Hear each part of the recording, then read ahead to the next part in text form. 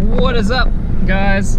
I need to mount this, but today I'm in a 1999 BMW 323. Oh, so cool, bro, in your fucking Civic.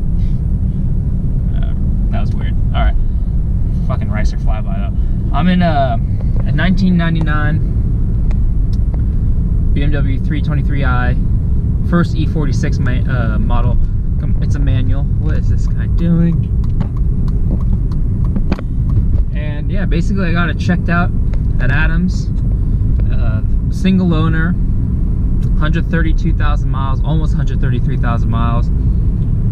Single owner, no major dents, nothing major. There are scratches here and there, I mean minor things, but for the price she wants, this is a steal. So I think if it all works out and she accepts the money that she told me, this is going to be my new daily driver. Yeah, pretty excited. I've never owned a European car, and I probably shouldn't have gone this way. There's going to be some things that need work. I mean, some bushings here and there, a pulley, but I don't have an insane. Here's the car that revved at me. You guys can't really see that, but there's going to need some work. The shifter bushings need some work. They're pretty sloppy, but yeah, for the most part, I think this will be a good daily car. I don't have much plans for it at all, really. Just maintain it, make sure it's a good driver, and look forward to seeing this more on the channel. I'll probably do some mods here and there, you know, to make it look good, but for the most part, no power. Why are you revving? No power mods or anything like that. So yeah, this is fucking Bay Area traffic, man. It's a fucking bitch to drive in. Yeah, let's talk possible track news. Adam and I may be going to the track February 25th, I believe, and then I also want to do Laguna April 20th, so that's 420 for all you guys that participate. And if those track days go well, then I'll definitely sign up for more. I want to definitely try Sonoma Raceway, Sears Point, whatever you want to call it. That's on my bucket list of wanting to do. I would also love to try Button Willow. I mean, that's quite a trek, but might as well try to hit every single track around California. But basically, that's the videos. I'm showing you my new daily. If I'm getting it, I'll show you guys some exterior clips once I get to the place. But yeah, I mean, it's pretty clean inside and out.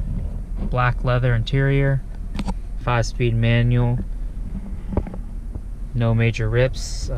Definitely I think I will get a head unit because this plays music off a cassette. So for your iPhone, which sounds absolutely garbage, can't even find it. That mirror or that window does not work. So I mean, there's just some things here and there that need fixing, but for the most part, it's a pretty solid car. The clutch is incredibly light compared to Macaw, so I've definitely had to get used to that. I think once I get into Macaw, I will definitely stall. But yeah, I actually thoroughly enjoy this car. Never thought I would own a BMW, but take it easy, guys.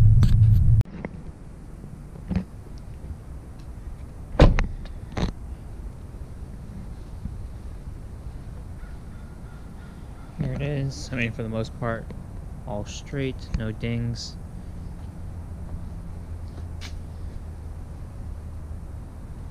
Headlights need work. Just clearing those up.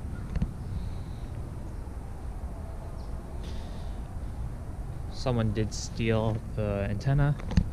These stickers will go. Maybe new wheels, I don't know, cheap wheels, who knows. Tail lights. This needs to be fixed. Only major issue with the car is this scratch, but it's not even deep, so I might be able to compound that out. You know, you have your occasional people who can't park, or they can't park. But yeah, pretty clean inside and out. Like I said, all the windows work except this one has a sunroof. Wipers work, heater works, AC works, radio works. Yeah. Fingers crossed. I hope to have it by this Saturday if everything works out. What's going on, guys? Seat is out. I'm going to show you exactly what is needed because people ask me what's needed for running a bucket seat. First thing is you're going to need a base. This is the planted base. There's a driver's side and a passenger side, so you need to get the exact one for your model. Sliders. These are optional, but I think sliders make a must if you're going to have different people driving this car. And then side rails. These side rails are like the Sparco competition one. The original ones just have like 4 dots, 4 holes. This one is complete customization, which is key. Alright, thank you. And then of course all the hardware, but that is supplied. So that's basically all you need to run a aftermarket seat, is a base, rails, and sliders. Sliders are optional, like I said before. Pretty simple though. Both seats are out.